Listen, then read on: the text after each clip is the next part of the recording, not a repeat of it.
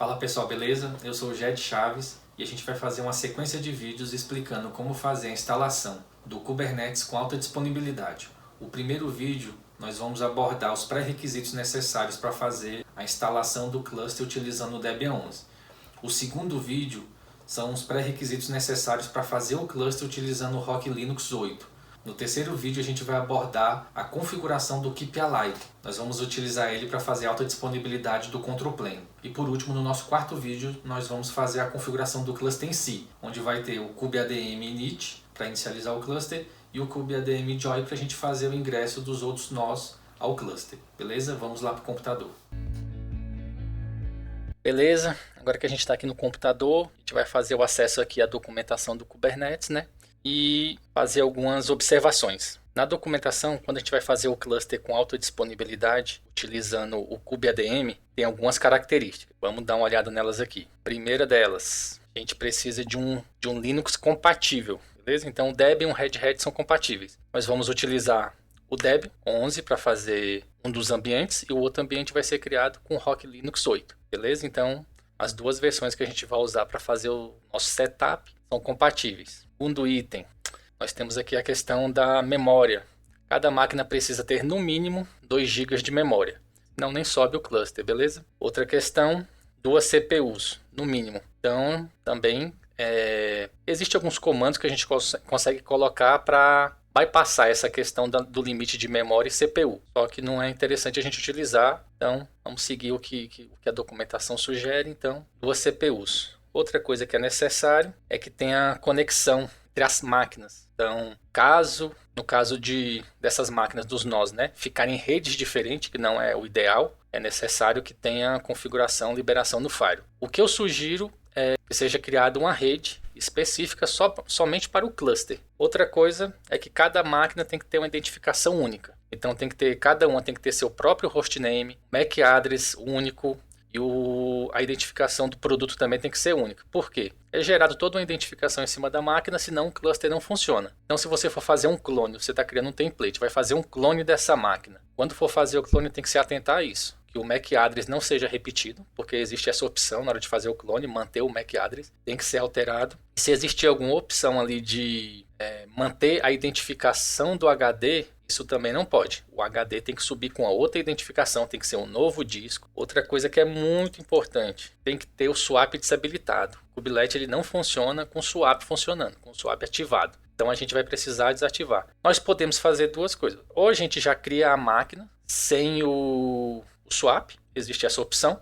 Ou então, se a máquina já está criada, a gente só desabilita ela durante o boot. Outra coisa bastante importante durante a configuração do cluster é o seguinte: todas as máquinas precisam ter um container runtime instalado e configurado. Existem algumas opções mais comuns que são utilizadas. No caso aqui para o Linux, existe o containerd, que é o que a gente vai utilizar. Existe o CRI-O e existe o Docker Engine, só que é usando o CRI Dockerd. Aqui na documentação fala o seguinte: o Docker Engine antigo, e até esse nome aqui, o socket dele era só dockerd.sock, não tinha esse CRI aqui não. Ele foi descontinuado na versão 1.24. Então, se você estiver fazendo essa configuração, tem que se atentar a isso. Como foi descontinuado, o mais fácil, eu pelo menos faria isso, seria usar o containerd ou então o CRI-O. Outra coisa muito importante, a gente precisa fazer a configuração do cgroup drive. O que acontece? O Kubelet e o kubeadm, eles utilizam o systemd por padrão. É possível alterar, mas o padrão recomendado é esse. O que acontece? A gente precisa que tanto o Kubelet e o kubeadm, como o containerd, ou então qualquer outro container runtime que for utilizado,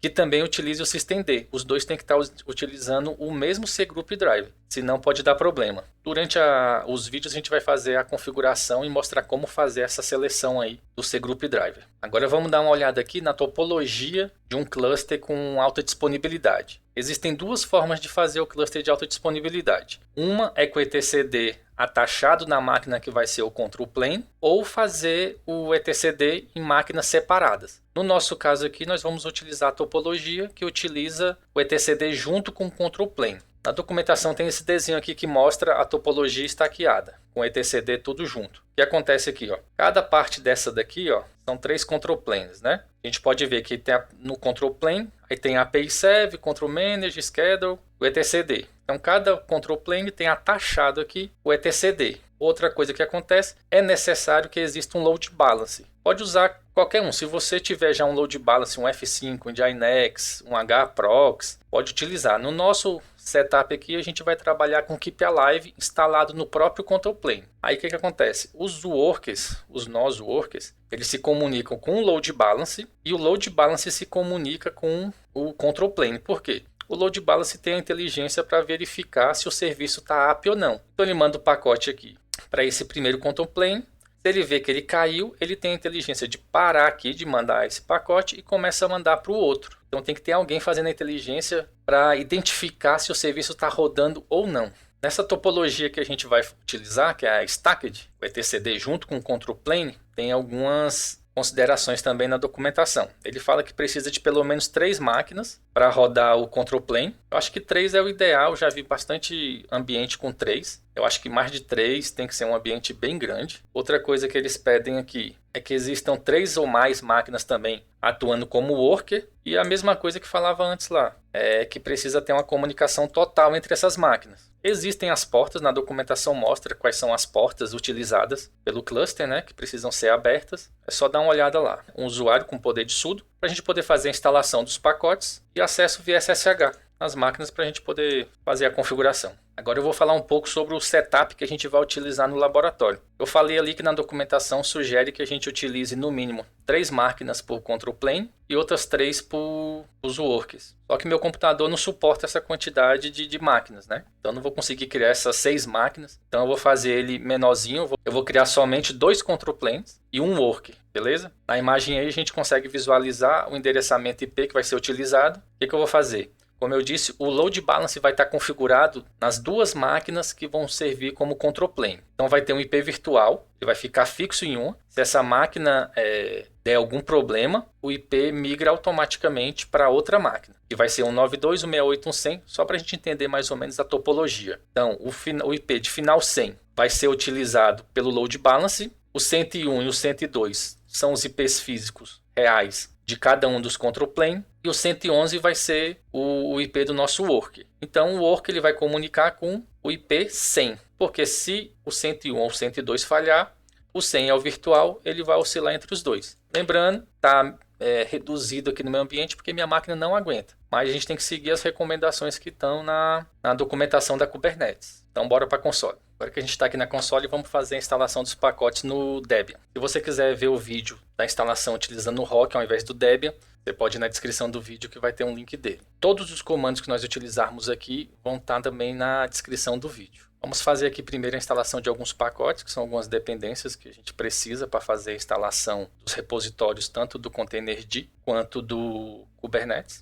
Eu vou explicar aqui rapidinho só sobre o porquê que eu estou instalando o NFS Common. A gente vai fazer um vídeo mais no futuro explicando como fazer a configuração do Storage Class utilizando o NFS. Para isso ele precisa que o NFS Common esteja instalado em todas as máquinas. Então já vou adiantar e deixar instalado. Outra coisa é o cron. Ele é um servidor e cliente de NTP. A gente precisa que todos os servidores estejam com a hora e a data sincronizado, porque pode dar problema, principalmente por causa do certificado. Vamos fazer a instalação deles aqui, guardar finalizar. Beleza, finalizou aqui a instalação dos pacotes. Agora a gente vai fazer o seguinte, a gente vai criar um diretório para fazer a instalação da chave pública. O comando é esse daqui, a gente vai mudar também as permissões do diretório. Agora a gente vai fazer o download da chave pública do Docker. Por que a gente vai fazer a instalação do Containerd, mas está instalando o repositório do Docker? O repositório do Docker ele tem o Containerd. O Containerd em si não tem um repositório próprio. A gente pode até acessar o site, baixar o Containerd e fazer a instalação, mas um repositório não tem. Aí a gente pode utilizar o do Docker que tem o pacote lá. Chave pública baixada, fazer a instalação do repositório. Como eu disse, todos esses comandos aqui a gente consegue encontrar na descrição do vídeo. Pronto, finalizou aqui a instalação do repositório do Docker. Agora a gente vai fazer a instalação do Containerd. Pronto, finalizamos aqui a instalação do Containerd. Agora a gente vai fazer esse apt mark hold aqui para evitar que o Containerd atualize junto com o apt upgrade. Pronto, dessa forma, quando tiver qualquer atualização dele, ela não vai ser feita junto com o apt upgrade. Porque pode acontecer o seguinte, durante essa atualização o arquivo de configuração ser sobreposto e o Containerd parar de funcionar. Isso daí vai parar o cluster também. Agora a gente vai fazer aqui a instalação do repositório do Kubernetes. Essa aqui é a parte da chave pública. Agora que a gente fez a instalação da chave pública, vamos instalar o repositório mesmo. A instalação aqui do repositório do Kubernetes. Agora a gente vai listar as versões disponíveis do Kubernetes. A gente pode ver aqui que a versão mais recente é a 1.26.1. Porém, a gente vai fazer a instalação aqui da 1.25.5, porque no futuro eu vou fazer um vídeo explicando como fazer o upgrade de um cluster Kubernetes. Então a gente vai fazer o upgrade da versão 1.25 para a versão 1.26. Vamos limpar aqui a tela. Aí agora a gente vai fazer a instalação dos pacotes do Kubernetes que a gente precisa. A gente vai fazer a instalação aqui do kubelet, do kubeadm e do kubectl. Obrigatoriamente a gente precisa do kubelet e do kubeadm. Kubectl é para a gente poder gerenciar o cluster. Só que a gente pode instalar também numa máquina externa e fazer a gerência externa. Só que para facilitar eu vou fazer a instalação aqui no servidor. Como a gente vai fazer a instalação de uma versão específica, a gente fez aquele comando para listar. Aí aqui tem o pacote que a gente deseja instalar, sinal de igual e a versão que a gente deseja. Então a gente vai fazer a mesma versão tanto para o kubelet, para o kubeadm e para o kubectl. Todos devem ser na mesma versão. Pronto, finalizamos aqui a instalação do kubeadm, do kubelet e do kubectl. A gente vai fazer igual fez lá com o containerd. A gente vai pegar e marcar como hold os 3 pacotes para que eles não atualizem durante o upgrade do apt. O comando é esse aqui, né? O apt mark hold kubelet, kubeadm e kubectl. Por que a gente não quer que eles atualizem durante o upgrade normal do sistema? Porque vamos supor, a gente está instalando a versão 1.25.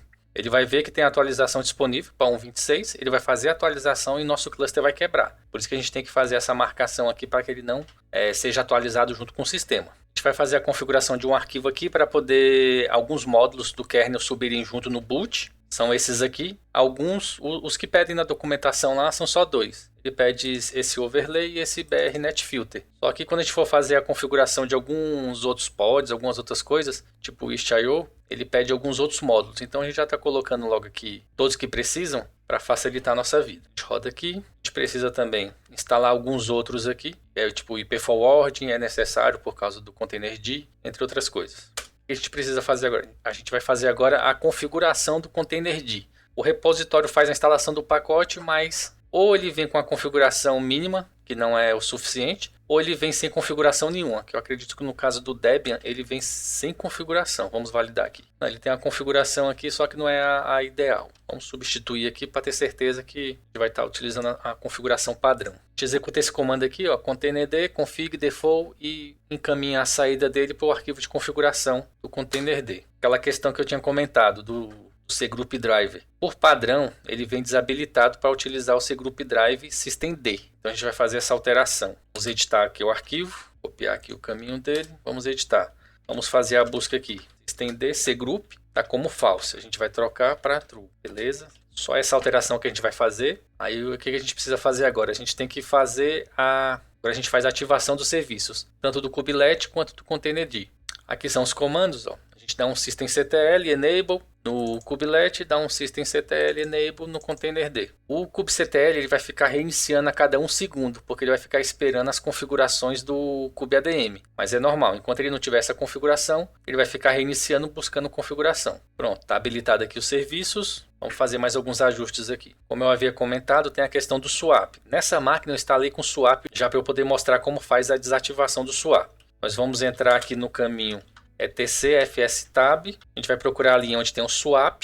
Caso essa daqui, a gente vai vir nessa linha, comentar ela. Então quando a gente reiniciar a máquina, o swap vai estar desativado. Agora vamos fazer aqui a configuração do cron, que é o cliente de NTP, que eu havia informado. Aqui no Debian o caminho dele é esse, etc cron.conf. A gente vai buscar essa parte aqui onde está o pool. Vamos aqui alterar. Se você tiver um servidor de AD, você pode colocar o IP dele. O AD funciona como um servidor de NTP. Eu vou utilizar aqui o NTP-BR. Vou usar os 3 servidores que eles fornecem, que é o A.NTP-BR e o CNTP-BR. Beleza, vamos sair. Vamos validar aqui se esse serviço está ativado ou não. A gente vê que ele já está ativado, então quando a gente reiniciar ele já carrega essas configurações que a gente fez. Agora, antes de eu rodar mais um comando, a gente vai fazer o seguinte, a gente vai reiniciar o sistema, aguardar ele voltar aqui e rodar um último comando para a gente poder fazer o download das imagens do Kubernetes. Pronto, voltamos aqui do reboot. Agora a gente vai rodar o último comando aqui que é para fazer o download das imagens. A gente vai rodar um kubeadm aqui, config images pool. O que esse comando faz? Ele vai lá no repositório, no registry, né, do Kubernetes e faz o download das imagens que vão ser necessárias para que seja configurado o cluster. Vamos fazer aqui o download. Eu vou explicando aqui uma imagem ou outra. Essa mensagem aqui é avisando que a gente está fazendo a instalação da 1.25, porém já existe uma versão mais nova que é a 1.26. Como eu havia comentado, a gente está fazendo isso aqui de propósito, porque depois a gente vai fazer um vídeo explicando como fazer o upgrade de versão do Kubernetes. Aqui ele começou a fazer o download no registry do próprio Kubernetes. Ele está baixando aqui a imagem para a API Server, aí tem o kubecontroller, aí ele vai baixar também o etcd, vai baixar o pause, vai baixar o schedule, outras coisas. Vamos esperar finalizar. Pronto, ele fez o download aqui de todas as imagens que ele precisa. O que a gente vai fazer agora? Essa máquina aqui vai ser utilizada como template. Então a gente vai desligar e depois vai fazer um clone a partir dela. Porque fica mais fácil, que a gente não precisa fazer a instalação nem do containerd, nem dos pacotes do Kubernetes. Já está tudo baixado, já está preparada. Quando a gente subir o clone, a gente vai fazer a alteração do hostname, fazer a alteração de IP, essa configuração básica. Então é isso, pessoal. Com isso a gente finaliza o vídeo de hoje. No próximo a gente vai ver como fazer a configuração do load balance utilizando o Keep Alive. A gente também vai aproveitar fazer o clone das máquinas utilizando o template que nós criamos hoje. Se você gostou do vídeo, se inscreve no canal, deixa seu like e ativa o sininho. Até a próxima.